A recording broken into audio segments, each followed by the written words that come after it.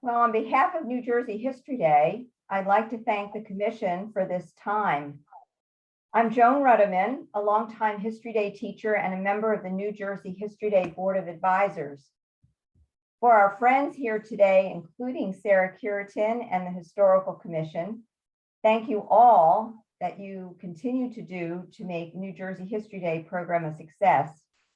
And for those who are not aware of National History Day, I'm proud to provide an overview of the largest history education program in the country and one that is very well established.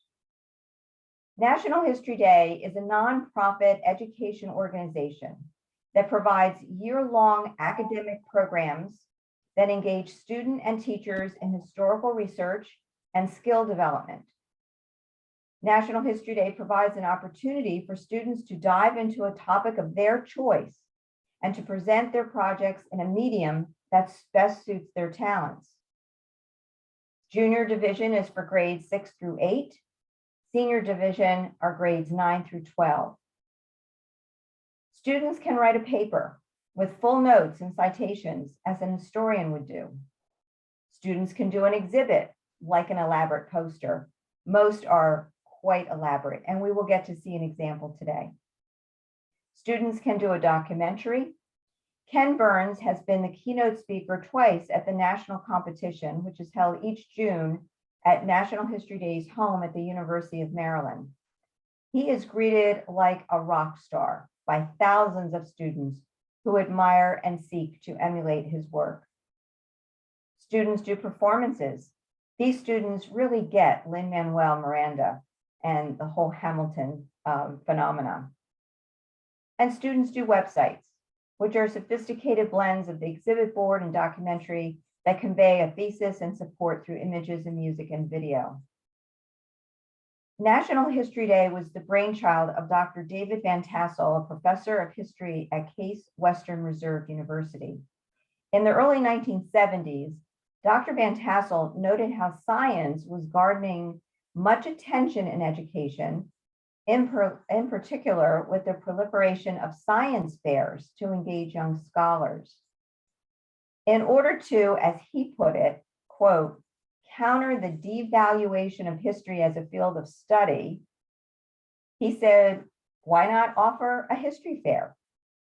So what started in 1974 as one day in Ohio has spread in over 40 years to all 50 states and our territories, and now throughout Europe and Asia.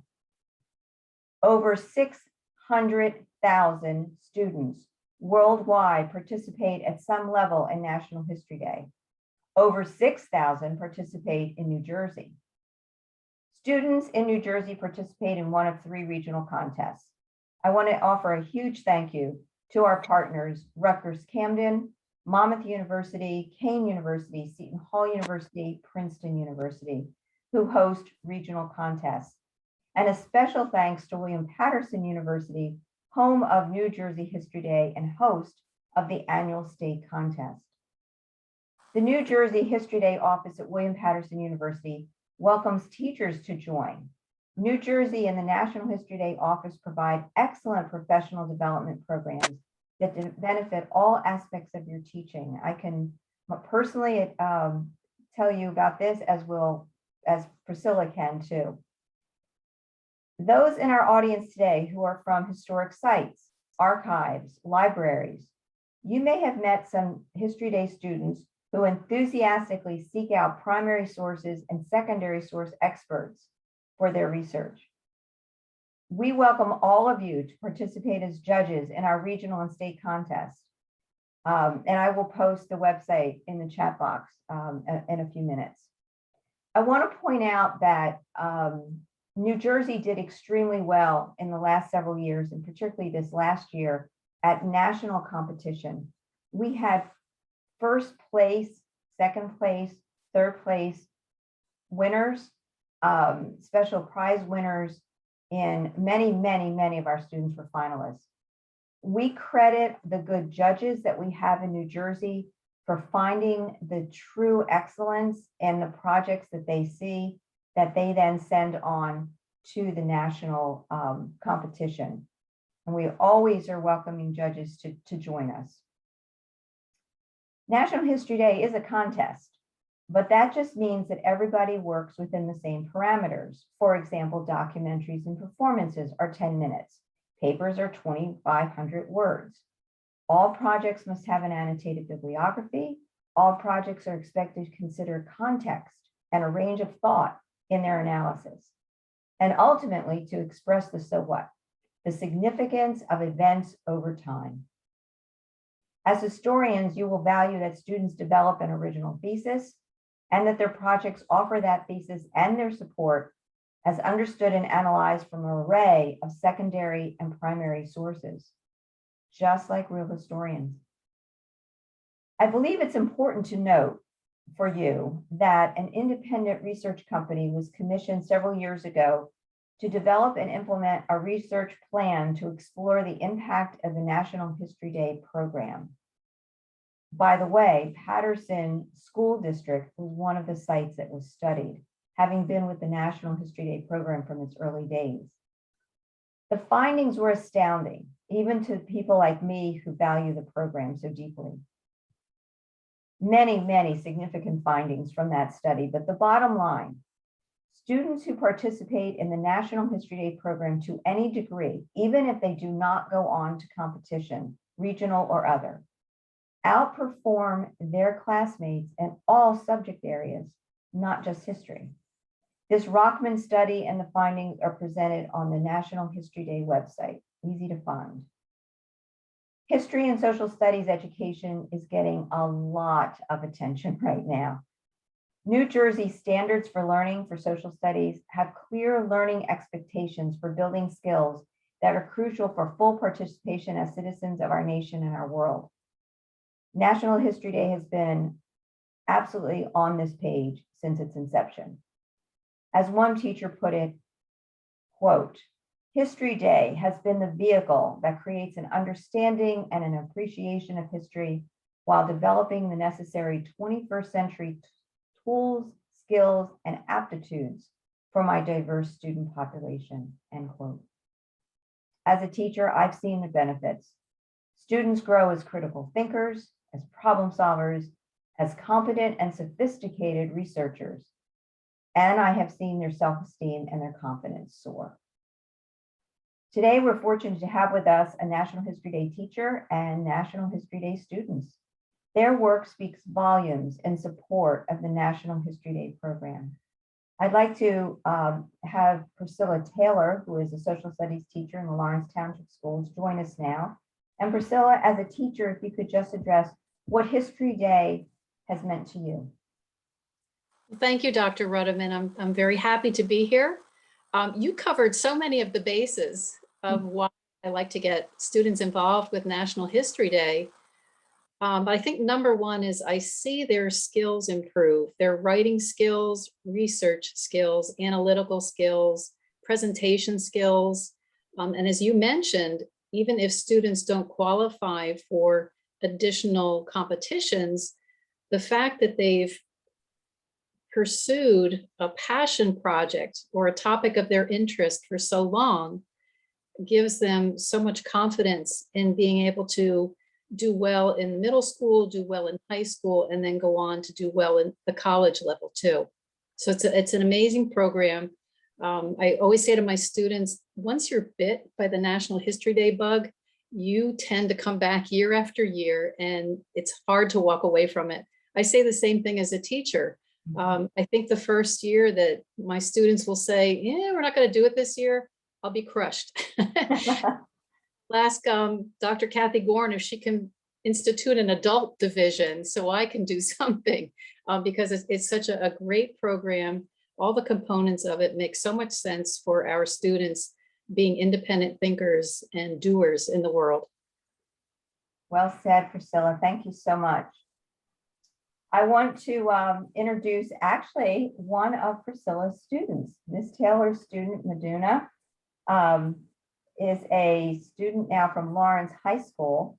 Miduna Rishindran did an exhibit board titled Dorothy Cross, Breaking Barriers as New Jersey's First state archaeologist. And so Miduna, if you'll take over the screen and share your work with us. Okay, so I'm Miduna and my project is on Dorothy Cross, and I'll share my screen in a second. Okay.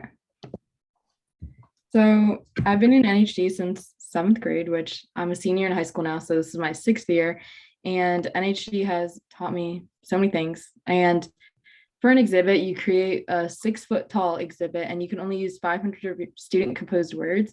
So that means you have to be able to synthesize secondary sources and primary sources into creating like one story to tell who Dorothy Cross is.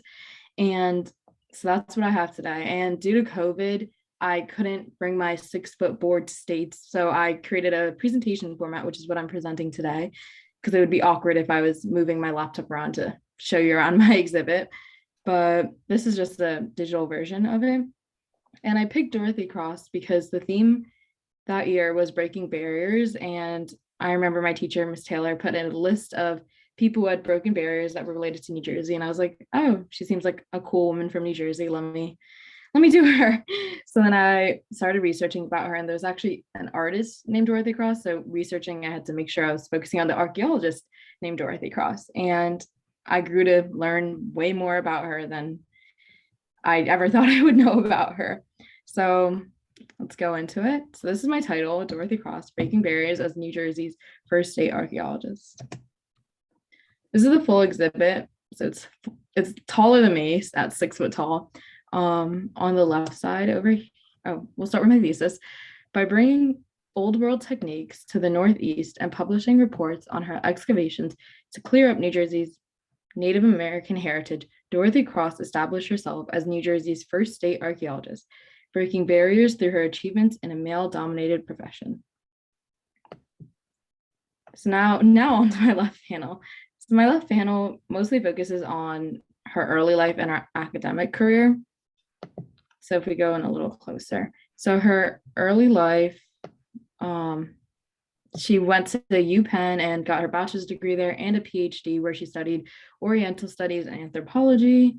And she did make a few publishments. Well, she published a few articles while she was in college. And at the time, it was rare for any female to contribute an entire section. So that was a major barrier that she did break.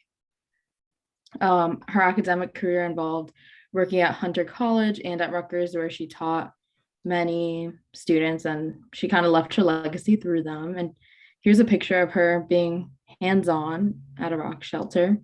She's very out there. Here's the full center panel. And on the center panel, I start with a thesis at the top, and then I go into more of her actual archaeological work. And this is where she relates to the theme of this conference and how she worked to preserve Indigenous history in New Jersey. So there was no written records for the first 10,000 years or more of Native American history in New Jersey. So some of this history is recoverable through archaeology, which is what Dorothy Cross aided in. And prior to Cross, there was Charles Abbott, and he worked with the Abbott National Farm, which it's in Trenton, New Jersey, which is like 10 minutes away from me. So when I was researching this, I thought it was pretty cool because I was like, that's literally like the town over from me. And so on his farm, Cross made a lot of work there. And in 1936, the WPA, Works Progress Administration, gave money to the Indian Site Survey Program to work on filling in the gaps for previously unseen exploration regarding Indigenous history in New Jersey. And Cross was actually the supervisor of the site survey from 1936 to 1938. So she was leading a group of people. And during my NHD project, when the theme was breaking barriers, I focused on how at the time, many of the other state archaeologists from like Pennsylvania, New York, the Mid-Atlantic region, they were all men. So her leading this group to preserve Indigenous history and fill in these gaps of history that we had never known is pretty remarkable at the time. But unfortunately, in 1940, the Indian Site Survey was just had an abrupt end. but she did publish her work, which is very valuable because now we can go back and look at her work. And she does have 2 books called The Archaeology of New Jersey, and she has 2 volumes of it. And although I didn't get to read all of them, if you want to go ahead and read that, but I do know I've read excerpts from it, and it's very detailed, and some of it I don't understand because I'm not a professional archaeologist, but very good work done by her. At the bottom of the center panel, I start talking about her museum life, and she did work very closely with the New Jersey State Museum, and she did connect the ties between the Archaeological Society of New Jersey and the New Jersey State Museum. So she really connected like different groups of archaeological groups. And the New Jersey State Museum is also in Trenton, which is 10 minutes from my house too. And so I had an opportunity to go down there in 2020, and there in like the basement, they have like many pictures of, it's not pictures actually, it's like 3D figures of things that were dug up by Cross, which is very cool because it was primary source, like firsthand me seeing it rather than Googling an image of things that she dug up. It was cool to like see it in person. And there was like little pieces, but you can see that how like many pieces connected to a singular pot, which is like cool. And at the State Museum, I met with Gregory Litanzi. I think that's how you pronounce his name. Sorry if I said it wrong, but he's the current state archaeologist. And he wrote a paper, a very lengthy paper on Dorothy Cross, which is one of the resources that aided me when researching her. And he was very fascinated that I was doing this project, and he aided me. And a lot of these quotes, some of them are from him. So thanks to him for helping out with this project. I thought it was pretty cool that I got to interview the current state archaeologist because Dorothy Cross is also a state archaeologist. On the right panel, I go more into her breaking barriers because that was a theme when I was doing my National History Day project. I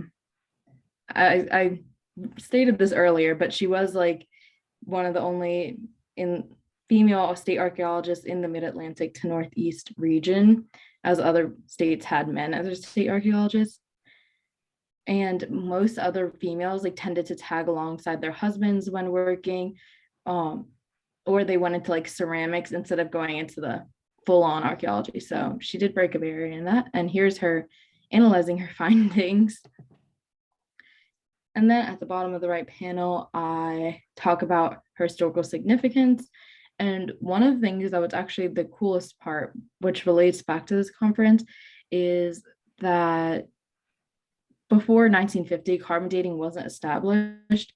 So Dorothy Cross was not able to give a date for some of her samples. However, she saved them with charcoal and soil. And the reason why this is important is because later on, with her savings, we're now able to go back and date that charcoal and confirm or deny or add to the interpretations she made of the time for Native people.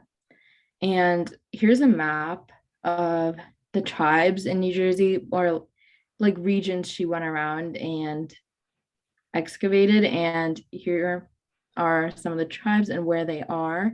I also have pinpointed where the Abbott farm is, New Jersey State Museum, Dorothy Cross's grave, where the WPA took place throughout New Jersey. It was everywhere but Union County. So Union County's that small little region where the dot is. So they tried to dig up like a lot of places in New Jersey. And because this was funded by the New Deal, it also employed many unemployed during the Great Depression. And New Jersey was one of the 2 states, along with Pennsylvania, that did a lot of research on the Indigenous people at the time through archaeology. And Cross oversaw many of these publications that resulted from the New Deal, which is pretty cool. So yeah, that I think, oh, this is a picture of the pot from the State Museum. And I took it from the glass, so you can see the reflection a little bit. But I think it's very cool how you're able to take all these pieces and piece them together and then learn about the history of the Indigenous before that. So I put a little timeline in this box, and then I have the pot, and then I like cut them into pieces that weren't the exact pieces of when they were, but it's like a little puzzle. If it was in person, it could have been an interactive thing. But here's the timeline of Dorothy Cross. I won't be reading into it because I feel like that might get boring. But yeah, I'm open to any questions. But I just want to thank the New Jersey Historical Commission for this opportunity to speak on Dorothy Cross on a project that I feel like no one really learns about in history textbook, but she is a very cool person. So I'm glad I got the opportunity to talk about her today. So thank you. Well, Miduna, we are so grateful to have you share your research, and we will have time for question and answer at the end, which I believe Greer is going to help us facilitate. Thank you. So stay with us because there'll be questions coming. Dr. Yes. Ruddiman, interrupt for a minute. I was hoping that Miduna would share the experience she had with the AP exam and how National History Day connected to the AP exam. Miduna, would you mind telling everyone about that? That definitely connects to what the research on NHG has shown. Miduna, could you please share that with us if you don't mind? Yeah, NHG has actually helped me a lot with my AP exams. Specifically, obviously the AP history. So last year I took AP United States history, and the topics I tended to research on since 7th grade were American history topics. So I remember in 7th grade, I learned about Alice Paul. So then in APUSH, when we were learning in the 1920s and the women's suffrage movement, my outside information on Alice Paul was like a leverage because I had like outside information that no one in the class knew. So it was almost like I had like a little like cheat code of knowledge that from just NHG knowledge. And in 8th grade, I learned about the Patterson Silk Strike. So when we were learning about the labor unions versus the government, that was like another outside piece of information that I was the only one in the class who knew about. And I learned about Dorothy Cross, obviously, and this is a very state-specific history topic. And I feel like I've gotten closer with New Jersey too. But yeah, now I'm taking world history and European history. And even though some like the New Jersey topics won't help necessarily, but the analytical skills I have from like seeing the primary sources is what you need when writing a document-based question. So now the English I never thought I could understand from the 1900s is I can learn to interpret and like synthesize the information that I've read, which is a skill that I think only NHG students are more used to, which is a good thing to have. Certainly what the study showed, and it's certainly what our empirical knowledge has told us. Thank you, Miduna. That's fascinating and very affirming.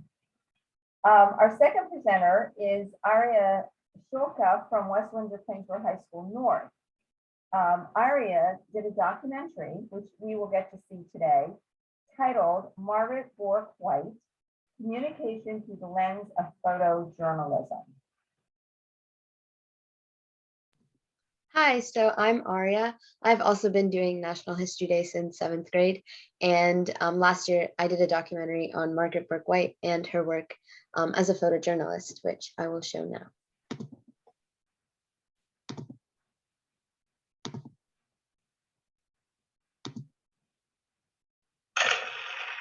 Margaret Bourke-White is a perfect example, I think, of what it took to be a great photographer. She had a very good eye. She could see a face, and just 5 seconds after seeing the face, she would turn to me on a story and say, find out who he is. We want him in the story. I don't know why he's going to be in the story. Figure out some reason, because I want to photograph that person. A photographer is nothing short of a powerful storyteller, with the ability to preserve a fleeting moment in a single still image. Their captured photographs are used to appreciate, document, and introduce neoteric ideas to the rest of the world. Such were the photographs of Margaret Bourke-White. A pioneer in the field of photography, Margaret Bourke-White was one of the most influential photojournalists of the early 20th century. With her modernistic captures ranging from industrial to humanistic photography, she communicated and documented the major events that she bore witness to, but that remained invisible to the public, and her contributions to the field of photojournalism established her reputation as she bridged opposite sides of the world with her camera lens.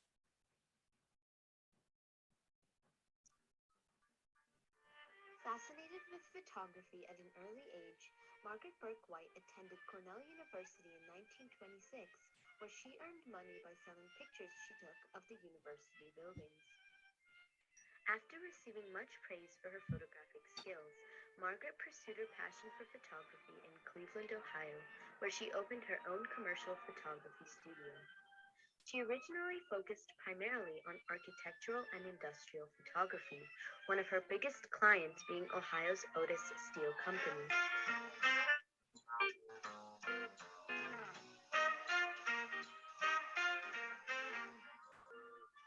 Shattering the bias against allowing women inside the city's steel mills that were generally off limits to them, she produced impressive captures of the steelmaking process. Deep inside each of those photographs is a celebration of the principles that were leading in the late 20s to the United States, the very strong economy in the United States. These captures grabbed the attention of publisher Henry Luce, and in 1929, he hired Margaret Bourke-White as an associate editor and staff photographer for Fortune magazine, officially beginning her career as a photojournalist. When he saw her photographs, he realized that she was saying with her photography what he was trying to say with his magazines. And that was the American way was working. In 1930, Margaret Bourke-White became the first Western photographer allowed to photograph the Soviet industry. The Soviet challenge to the free world concerns us all, yet few of us will have a chance to take a first-hand look at the sources of Soviet power. Travel to the Soviet Union is difficult and expensive. Foreigners cannot photograph or in many cases even see what they want. After spending weeks lobbying the Soviet embassy in Germany for a visa to enter Russia, Margaret gained access to where no other Western photographer had been allowed. To her, industry had evolved an unconscious beauty, often a hidden beauty that was waiting to be discovered. As her photographs communicated to the world the intricacies of Soviet industry that had never been captured photographically before, she quickly established herself as one of the most reputable photojournalists in America. While Margaret Bourke-White initially specialized in photographing industry, in 1936, when she became the first female photojournalist at Life magazine, her interest in social issues increased, and she began to request assignments in areas of dynamic social change. During the mid-1930s, Margaret Bourke-White witnessed firsthand the effect of the Great Depression in the South. In 1934, Bourke-White thrust the stricken faces of America's own Dust Bowl victims into the country's psyche, communicating to people across the country the struggles faced by farmers in the Southern Plains. Spurred on by the suffering she witnessed during these Depression years, she developed a social conscience. If you look at old newspapers, there were no photographs in them. It was very bland. And how come photographs that are very personal? And that she was able to make that connection. Continuing on her quest to document social issues within her country, she found herself photographing victims of the Louisiana-Kentucky flood of 1937. The city's worst natural disaster was the 1937 flood. The Ohio River was out of its banks for 19 days. These photographs would become some of her most powerful pictures of social injustice in the early 20th century.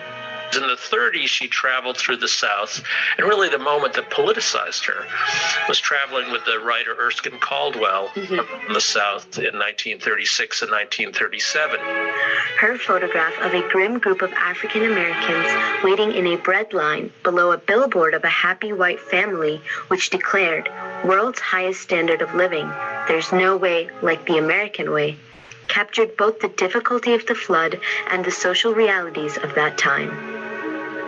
Just catching that moment when she sees that poster, The American Way, and thinking, these people standing in line are the exact opposite of what we want in America. They're poor, they're all African American. They're waiting for handouts of food. They have no job, no food. And yet here's this white family, just driving in a fancy car.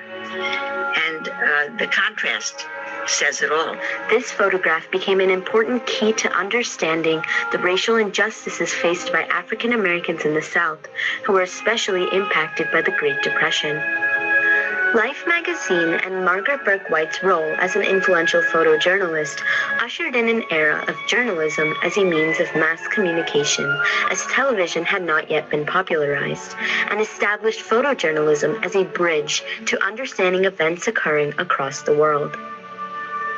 You know, we need to understand Life magazine as the main visual source of news at the time.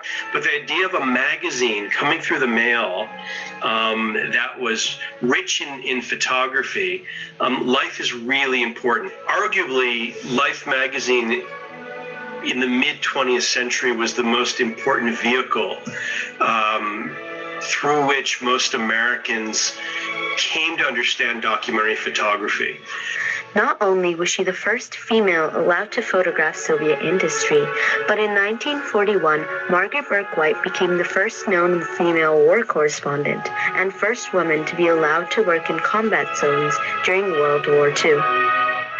Maggie, do you still want to go on a bombing mission? And I said, oh, you know I do, but I don't want to make a pest of myself, begging you people all the time. He said, well, you've been torpedoed, you might as well go through everything. And he reached for the telephone and called the 97th Bomb Group. They were stationed then in the Garden of Allah in the middle of the Sahara Desert. And he told them I had permission. It was decided that I'd photograph the actual bomb run from the waist gunner's window. With her commitment to photographing the events of the war, her camera lens became America's eyes, and she became known as a first-rate reporter. Regarding the book she produced on her photographs of the war, one New York Times article stated, "The author prefers to be known perhaps as a photographer, but this book qualifies her as a first-rate reporter, in command of a lean, hard prose that is the only true medium of description for the ordered insanity of war." With her persistence to communicate major events across the globe through photojournalism, she spent the remaining of her career documenting issues like the dawn of apartheid in South Africa and the India-Pakistan partition violence in the mid-20th century. Her photographs allowing people from all over the world to understand what was going on in the countries they had no other way of seeing. Today, Margaret Bourke-White's photographs are displayed at many museums across the nation. Her past work reflects the importance of photojournalism that exists even today, with its power to communicate messages through photography. Today, again, we can enjoy the scene that she was able to capture in her amazing photograph. While shrinking editorial budgets, increasing competition, and mistrust of the press are just some of the factors impacting the future of photojournalism, the power of photography endures, and modern technology allows photographers more creative freedom than before, setting future journalists on a path to capture the world.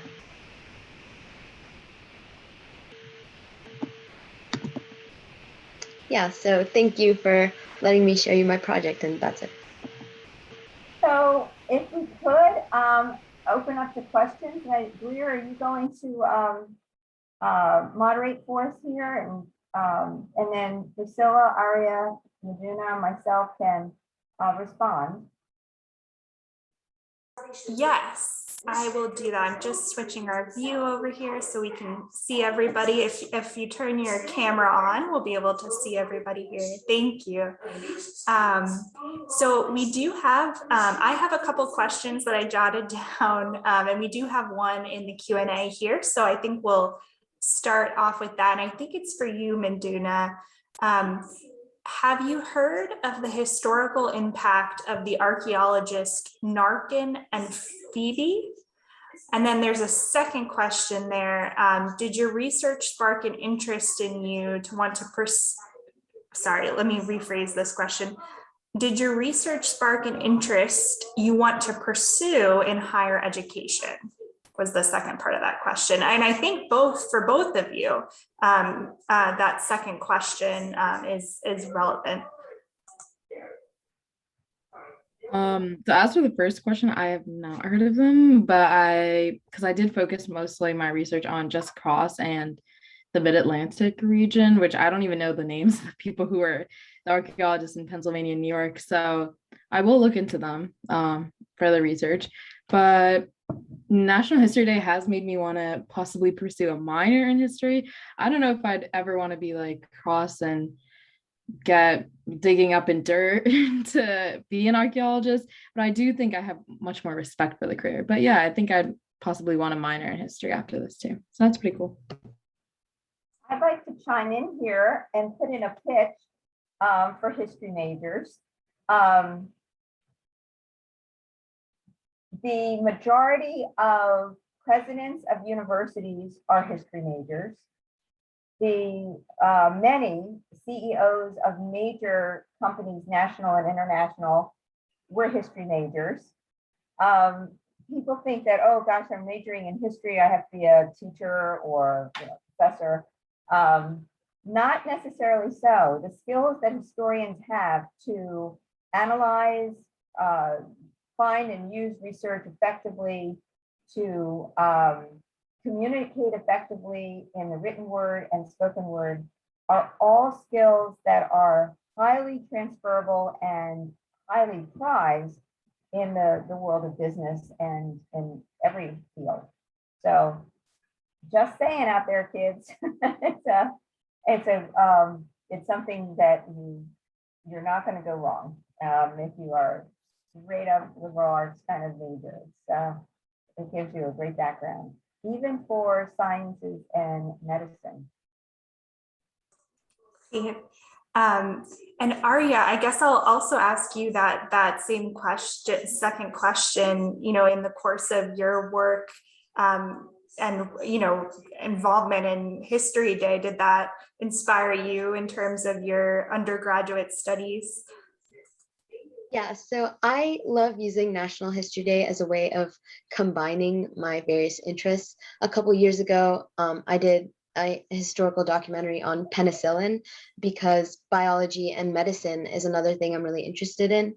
And currently, as I'm applying to college, I'm actually undeclared because my interests are so spread out. So because I love history and I also love science. So a lot of the places I'm applying to, I am applying to undeclared because pursuing history is something that I am considering, which is because of National History Day. So one of the things that we share with students and teachers when we're training about History Day projects, and kids will often say, well, I'm not particularly interested in history. And my response to that is, the History Day project doesn't have to be history, it has to have history. So literally, we've had kids do projects on the Hubble telescope, as Arya did on penicillin.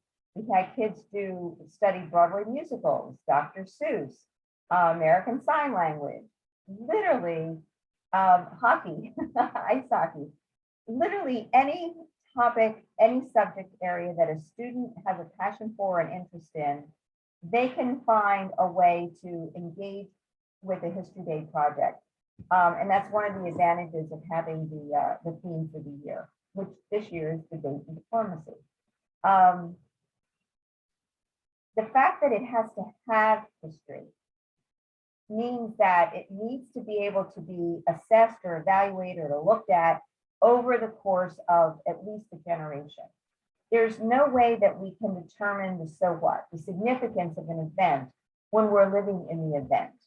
But if we have some history, some background to look over time, we're able to look at the significance in its own time and then over time.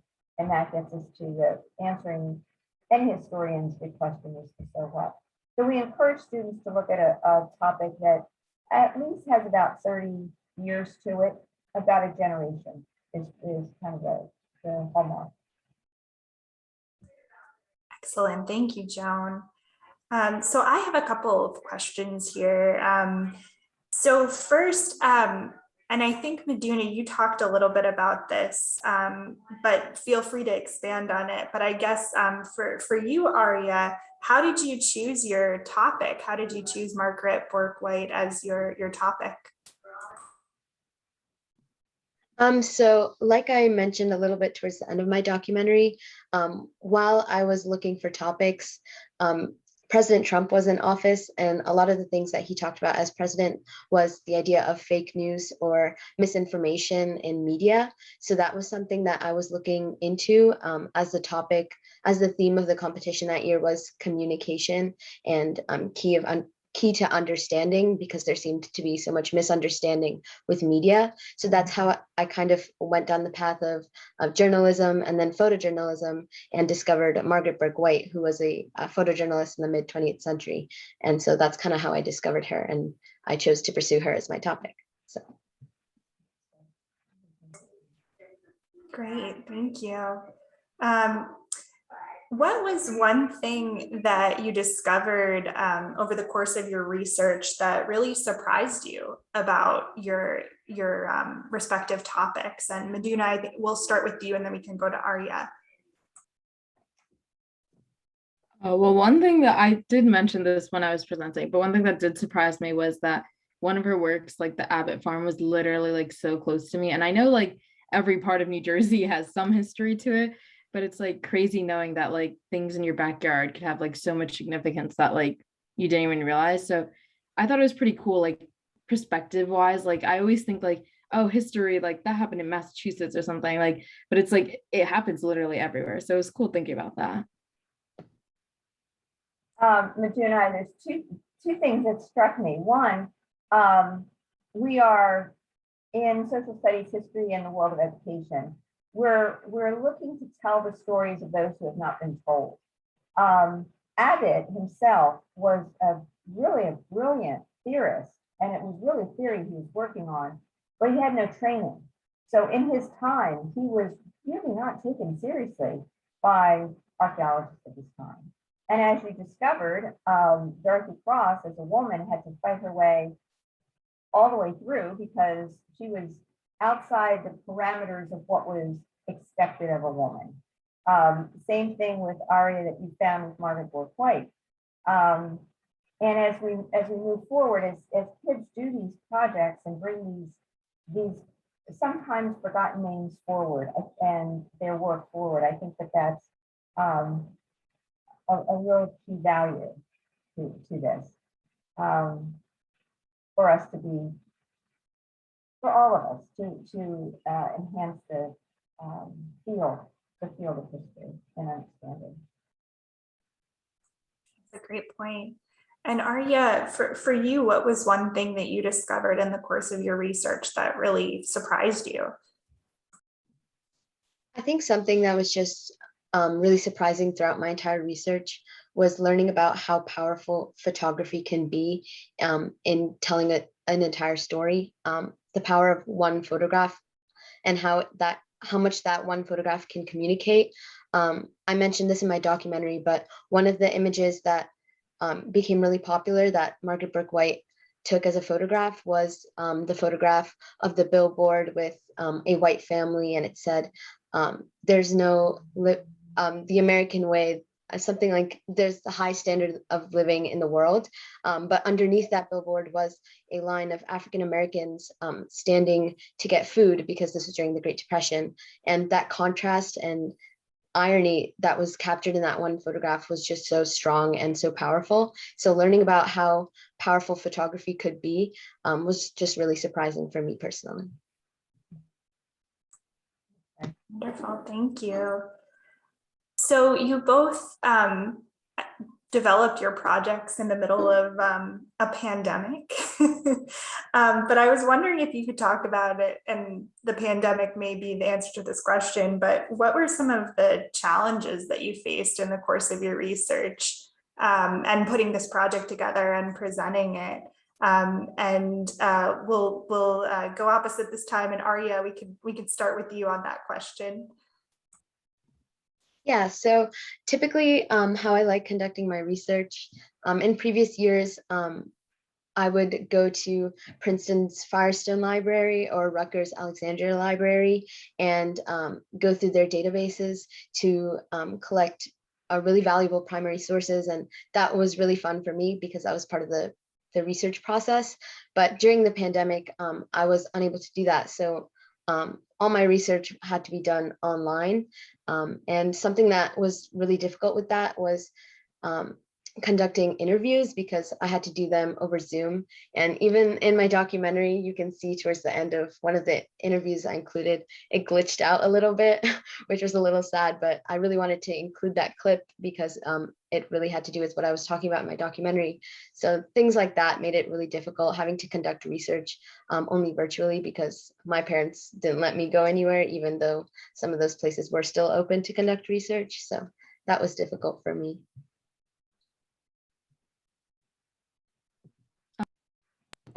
Well, made a difference between me and Ari was, I think Ari's was in 2021, or yeah, and mine was 2020. So I had conducted my research, like I had gone to the New Jersey State Museum in person, because it was up until like March 2020, we were pretty normal. So I had done all my research till regionals, and regionals was in person.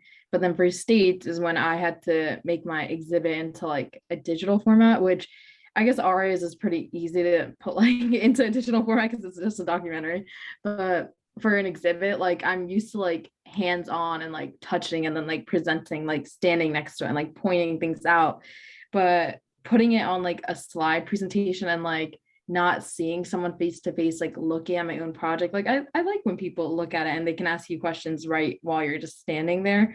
So it's just different, like adding a bunch of pictures. Like I feel like it wasn't the same experience, but it was a product of the pandemic, I guess. As a member of the advisory board, it really broke our hearts that we weren't able to have the students on college campuses. That's one of the highlights of History Day, is that the kids come to Payne or Seton Hall or Monmouth or Rutgers or Princeton, and then ultimately to William Patterson, and experience presenting in front of judges who are experts in their fields. And it's the highest level, really, of what we call authentic assessment. Students are not, and Priscilla can speak to this as well, as History Day quote teachers, we're really facilitators. We help to answer questions and pose questions and be a first audience and back reader, but the students are not responsible to us. We are not the ones as teachers assessing them. They will stand and deliver in front of actual experts in the field, which is an amazing experience. We talked about the idea that History Day helps kids to become problem solvers. We hear a lot about resiliency and grit.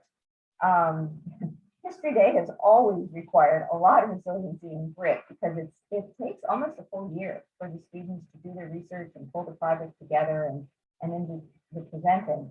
But this year with the pandemic, we had really 2 years of virtual contests, and we will be virtual again this year. We had to call it early, not sure how things were going to play out, but not only for our students, but whether universities would close. So once again, we'll be virtual, and it's amazing that, again, the resiliency and the problem solving in our students, that we're able to put this together and follow through with their projects online. Even the performers did their videos and they time-stamped it, so it was, we could see that it was a complete unedited performance. Quite resourceful, and we had a very successful, as I mentioned, an extremely successful year this past year in New Jersey. Really was on the map at nationals with some extraordinary projects. And I would like to also point out, in every division, exhibit paper had first place in paper, had first place in exhibit, documentary, websites, performance. It was a very good year. So that's a credit to our judges, who were also judging virtually instead of having the students in front of them. They have the advantage of, and the delight of interviewing the students, which is really a wonderful moment for the judges and the students. But they were able to see the projects and have the time to really scrutinize And from that, they were able to find some really outstanding work that we sent forward to national from New Jersey. So thank you, Miduna and Arya, because you've experienced the whole gamut from 6th, 7th, 8th grade all the way through now into high school. You know what it's, quote, supposed to be like and what it has been like through COVID times, but through all you persevered. So we applaud you for that. Absolutely. Yes. Applaud at home as well. So along Joan's comments, and I know Arya, you talked about this a little bit already, but I was wondering if you could just talk a little bit about your experience with History Day and how that has kind of shaped, you as a student today, but also kind of moving ahead into your undergraduate career, how that has kind of, again, just shaped how you think about the world, how you work with others, even presenting and things like that. So Miduna, I'll go ahead and start with you if that's okay. Yeah. So I think like what National History Day has taught me, and I used to think history was like kind of dumb. Like I feel like it was always like the neglected subject, but I've grown like a major appreciation for it, and it provides like such good like contextualization for like why we are the way we are today, because there's so many current events that you see on the news, but it's kind of like I feel like having the knowledge that I gained from National History Day and like history courses, it gives like a basis for like how we even ended up here at the current events. So like it just gives you a broader knowledge instead of just plopping on random information. But yeah, I've grown, and not just history related, but I've also gained like analytical skills that I can use in like science classes, like you said, like reading any like passage at all during AP Lang. I know like we had to like read sources and then write an essay, and like it's the same thing you do in National History Day. So it's very helpful, especially going into college. I feel like I know how to cite sources, find information, do everything in an efficient way. And even public speaking to the judges, I know some people are more afraid of like speaking up in front of other people. So it also puts you on the spot with questions like these. You got to think fast, know what your topic is, and just be confident in what you're doing. And I feel like from actual course load to the skills you gain, like it's just like all around like a great club, I think. Miduna brings out a point that what our audience needs to be aware is that History Day is very rarely done as a course in school. It's done as an extracurricular subject outside of school. In the Lawrence and also in West Windsor, it's a club, an after-school club, which really puts another whole spin on this, on how these students have to be tenacious, because it's not required, and it's not for a grade. I also want to put in a plug. My son is a history professor and at a university, and he has come to ask his incoming freshmen, who has ever done History Day? And takes note because he recognizes that these students are going to have many of the skills about primary, secondary sources, analysis, importance of context, things that are part of what he helps to develop with his freshman class. He knows that these students are coming in with those skills. So it is very advantageous. Arya, can you share with us some things that have been advantageous for you as being a History Day student? Yeah, so National History Day definitely helped me in the same way with my analytical skills. For me personally, it helped me a lot with my writing skills and like analyzing sources that I use even in my AP Lit and AP Lang classes when we're citing texts in that way. Even though I didn't write a paper, I did a documentary. Writing the script helped me build my writing skills that way, and especially the annotated bibliography, having to summarize each source in the right way and making sure that you're pulling out the right information from each source was really important. And so National History Day helped me a lot with analyzing sources and my writing skills in that sense. Very well said, and very true. Very true. Absolutely. So you actually both did your projects, as I think Joan mentioned earlier, on women who broke barriers in many ways in their respective fields. So I was wondering if you could talk a little bit about how researching and presenting information about these women, how that kind of connects to today, and how you see women being empowered, and perhaps there is still work to go, but and if that has been kind of inspiring to you, or what your thoughts on the contemporary connections are. And Miduna, we can start with you. Yeah, I mean, like you said, it is very inspiring. I feel like when people think about like the gender disparity or gender gaps and things, it's very like, oh, women's suffrage is what they go to, like women getting the right to vote. But sometimes there's like in occupations like what Dorothy Cross is doing through archaeology, it's things that you don't notice like on the surface level, but sitting in a room and being the only female in like a certain class or something, it is like very like overwhelming at times. And like in my economics class, it's like a class of like 24 kids, and it's me and another girl. Not that that's what Dorothy Cross experienced, but it is inspiring seeing how like she broke barriers. And there is a long way to go with this, but I think little progresses like what Dorothy Cross is doing is inspiring and beneficial to the future.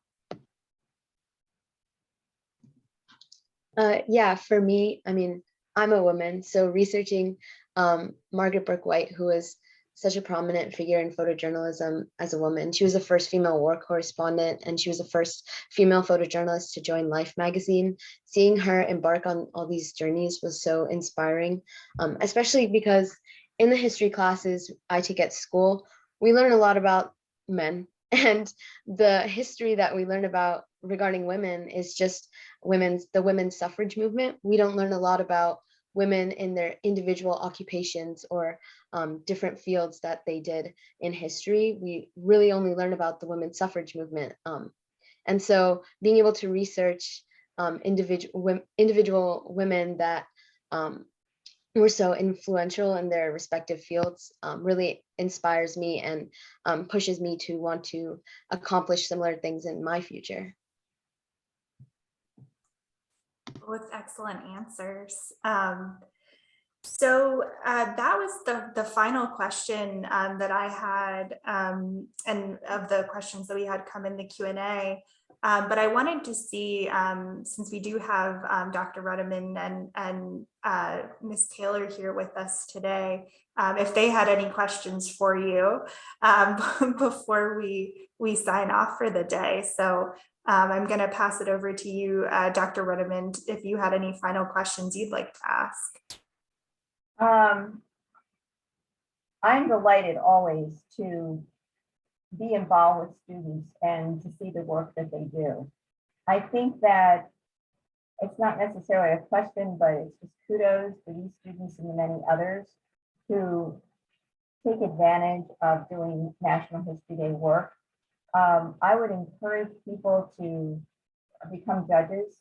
You can judge at regional. We have 3 regional contests, and we have the state contest. You can do all or one, or any combination. You can tell us what category you're interested in judging: documentaries, performances, websites, papers. Yeah, I think in exhibit boards. I think it's important for, in today's world where we sometimes become so cynical about the state of education and where is this all going, to be able to see the quality of work, the interest that students have, the degree of research and analysis that they do, and the beauty, the actual aesthetic pleasure of the projects that they submit. So I would just put it in a bid for people to consider judging. And I did in the chat put the New Jersey, it's New Jersey History Day spelled out, MJ History Day at William Patterson University, MJ, WPUMJ.edu. And then Priscilla, Priscilla is a great fan of History Day and has persevered through many challenges. Yes, I would love to add that anyone in the audience, if your district or your school is not doing National History Day, please reach out and contact us. We'd be happy to give you some advice, get you started, because we really would love to see more students, more schools, more districts involved. As Dr. Ruddiman said at the beginning of this program, National History Day is for grades 6 and above, 6 through 12. And I think everyone would agree with me that Arya and Miduna show so much poise. I'm admiring both of you, and I can imagine any interviews you'll have for college, for work and beyond, you're going to ace it. It's just such a great experience to have been talking to judges in person and preparing these projects at such a great level. Since you were in 6th grade, 7th grade, and now, Arya, I'm taking it from your conversation that you're also a senior. Yes, so Miduna and Arya are both seniors, moving on to college. And again, if anyone is out there who's interested in History Day and you don't know how to start, where to go, you can reach out to me at Lawrence Township Public Schools. I'm sure Dr. Ruddiman would love to field some emails as well. But we'd like to get more people involved so you can help represent New Jersey. Because as Dr. Ruddiman said, we really wiped up some crowds last year. We did. We're on the map, nationally, internationally. Yes. I do want to, I want to reiterate, I mentioned this, but I want to reiterate that first and foremost, National History Day considers itself an educational program for students and teachers. We take this very seriously. We have an extraordinarily wonderful director here in New Jersey, Nancy Norris Fowler, who is on staff at Williams-Patterson University. And Nancy is very committed, and thanks to all of New Jersey Brotherhood, the groups that support us, including the Historical Commission, that allow her then to send us to schools to work with teachers and students. It's the best, and it's the best professional development I have ever had, and that includes a doctorate from Teachers College, Columbia. I'm a lifelong learner, and the experiences that I had through History Day were just extraordinary, and I know that Priscilla has shared that too. But all of it, teachers for free. All of it is provided for you. So it's a win-win situation for you and your students. Yes, just a shout out to the New Jersey State Historical Commission. Thank you so much for coming up with these great themes every year, because I had students participate and present their project in 2019. So I get excited when I see your theme, and I have students who have researched a topic that fits your theme. So thank you so much for allowing our high school students present to your audience, because it's wonderful for them to be in the same category with your grad students, with historians, with authors. So I really appreciate the opportunity that you extend to our students. Well, after that. Yeah, we're so thrilled to have students every year, and this has been an incredible session. Miduna and Arya, you are incredible. Your presentations were so interesting. Thank you for being here today and for sharing them with us. And I also wanted to add that I have served as a History Day judge in New York and New Jersey. Yes, you have. And I love it. I highly recommend it. I learned so much, just like I did today, about different topics. And I'm just really excited to keep doing that. And I encourage others to do so as well. So I wanted to see if anyone has any final thoughts before we sign off. I guess we'll sign off a little bit early today, if that's okay with everyone. On a Friday afternoon, I know. On it. That's what I was thinking as well. But I just wanted to say thank you so much. Thank you, Greer, and thanks to the commission. We're incredibly grateful to all that Sarah and the commission has done and continues to do for History Day. Thank you very much. And thank you, Miduna and Arya. Again, wonderful presentations today. Thanks, ladies. And thanks, Priscilla. Always lovely Yes, thank you. have you along. Very welcome. Glad to be here. All right. Take care, everyone. Bye, Greer. Thank you.